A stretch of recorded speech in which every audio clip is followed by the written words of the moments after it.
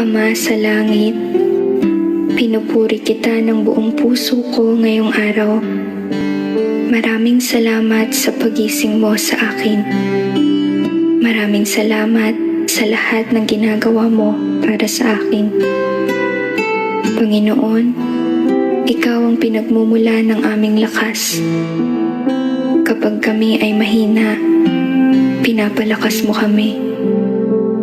Kapag kami ay bumabagsak at nanghihina, ang iyong makapangyarihang kamay ay iniaangat kami at pinapanumbalik ang aming lakas upang kami ay pumailang lang tulad ng mga agila.